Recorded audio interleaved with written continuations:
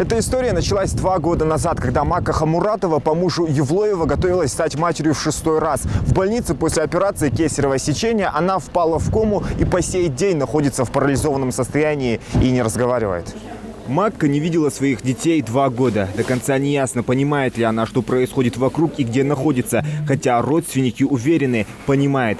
С тех пор, как маму вернули на родину из Франции, рядом с ней ее старшая дочь, которой скоро исполнится 16. И заловка. Девочка эмоций не показывает. Мама научила ее быть сильной. Сейчас они словно поменялись местами, и теперь дочь ухаживает за матерью. Врачи, в свою очередь, говорят, состояние у Макки Хамуратовой по-прежнему тяжелое. Но, тем не менее, положительная динамика есть.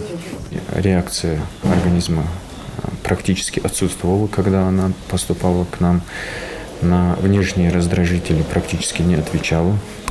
В течение месяца она получила весь комплекс медицинских услуг, которые можно было получить в ее случае.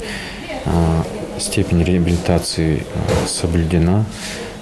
Пациентке проводилось симптоматическое лечение. Хотя по прогнозам, которые делали специалисты, никакой ответной реакции быть не могло. Здесь хоть и самая маленькая, но искра надежды у родственников появилась, что может произойти чудо. Не отходит от жены и ее супруг Умар Евлоев. Он после злосчастного случая в Малгобекской ЦРБ апреля 2018 года первым забил тревогу.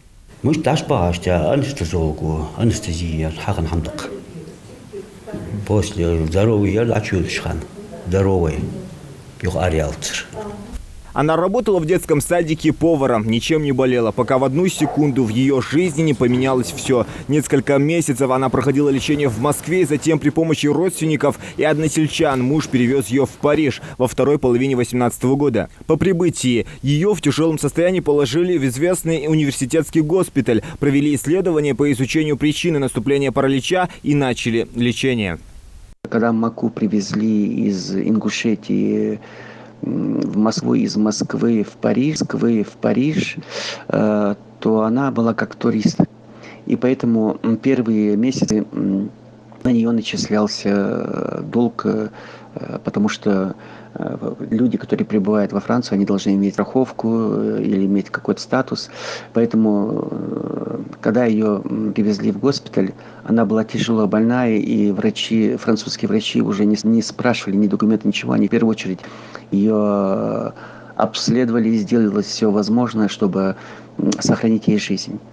Несмотря на все условия, с ней рядом не было детей и близких. Понимая все это, ее супруг предпринимал все возможное, чтобы вернуть жену на родину. За Маккой числился долг 75 тысяч евро. Это около 7 миллионов рублей за лечение в первые месяцы нахождения во Франции. И только погасив его, можно было вывести женщину из Европы. В конце июля этого года Умар Евлоев вышел на связь с Исой Боковым, руководителем франко-ингушского исследовательского центра, и попросил оказать помощь в возвращении его супруги домой, в Ингушетию. Мы отправили письма в дирекцию госпиталя и попросили рассмотреть вопрос о погашении и о разрешении о вывозе Макки в Россию, в Ингушетию. Параллельно я также проинформировал руководство республики. Этот вопрос был доведен до главы республики. К нам через помощников сообщили, что глава республики готов через фонды, которые имеются в республике, оплатить этот долг и оказать содействие нам в решении вопроса по транспортировке Макки из Франции в Москву, из Москвы в Ингушетию. Но мы посчитали, что эти деньги, которые планировались поступить к нам из республики, лучше их сохранить в республике. Поэтому мы попросили руководство больницы и региональный департамент здравоохранения рассмотреть вопрос о списании этого долга, потому что семья находится в тяжелом состоянии, и она никогда эти деньги не выплатит. Вот. Этот вопрос рассматривался в течение 2 недель. Французские органы здравоохранения и руководство госпиталя пошло навстречу. Они посчитали нужным, что Макка должна быть в семье, она должна видеть своих детей. Беда семьи Евлоевых из Далакова объединила ингушей по всему миру. По поручению главы Ингушетии на средства из Фонда национального развития были приобретены билеты по маршруту Париж-Москва-Назрань. И Макку в конце сентября доставили на родину. Весомый вклад внес благотворительный фонд «Сбор Далакова». Ингушская диаспора во Франции, Иса Боков, Микаил Хамхоев, Роза Мальсагова, сенатор Мухарбек Барахоев, Адам Кукурхоев, помощник сенатора, ингушский Минздрав и правительство. Необходимо также отметить роль французских властей, которые по обращению нашей диаспоры, в частности Исы Бокова, оказала содействие возвращению нашей соотечественности на родину.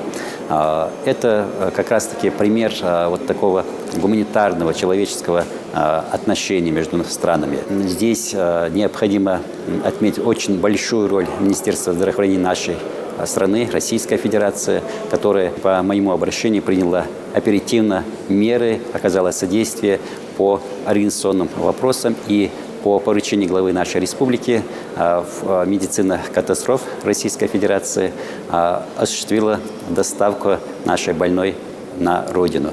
Все расходы по доставке нашей соотечественности были профинансированы Фондом национального развития республики. И, как уже мы знаем, установку главы нашей республики Махмуда Али Макшариповича, это в центре всей деятельности и всех властей, и всех чиновников стоит житель республики. Все должно быть обеспечено для выражения интересов всего, прежде всего, простого человека. Сейчас все позади. После почти 3 месяцев нахождения в республиканском онкодиспансере Макку Хамуратову решено перевезти домой, к своим родным и близким. С помощью скорой больную повезли домой, в Далаково, где ее очень сильно заждались. У женщины 6 детей, 5 девочек и 1 мальчик. Самой младшей дочери 2 года. Она с рождения не видела свою маму.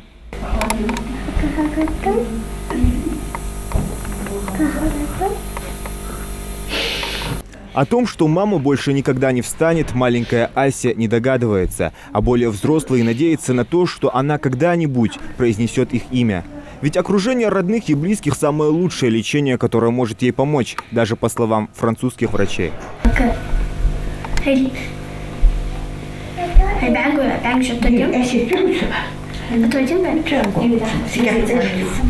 Макке всего 33 года. Все это время, пока она находилась в больнице, за детьми смотрела и будет продолжать это делать ее заловка Зина Евлоева. Когда как по разному состоянию.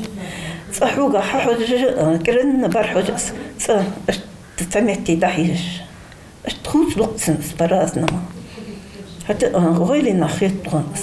Сейчас, благодаря помощи министра здравоохранения Ингушетии, для Макки дома созданы все необходимые условия. Поставили специальную кровать, сделали ванну, установили межкомнатные двери. Все это без помощи со стороны сделать не получилось бы, поскольку семья большая, расходы соответственные. Помощь оказать от хажа полкудят. Алхамдулиллах, рукети Лиза и Бадрялч. Я доди мигдать. Хажаб. Без наблюдения и внимания медиков женщину также не оставят. Как минимум в неделю раз больную будут посещать участковые терапевты. Так как больная нуждается в паллиативной терапии, она будет находиться под наблюдением и узких специалистов, и участкового терапевта. Также, чтобы за ней наблюдать, обучили ее старшую дочь, так как больная нуждается и в парентеральном питании, уходе. Семья снова воссоединилась. Этот день для них можно считать самым счастливым, ведь мама снова дома. Несмотря на категоричные прогнозы медиков, все они до последнего верят в ее чудесное исцеление. Кажется, в окружении родных надежда появилась и в самих глазах Макки.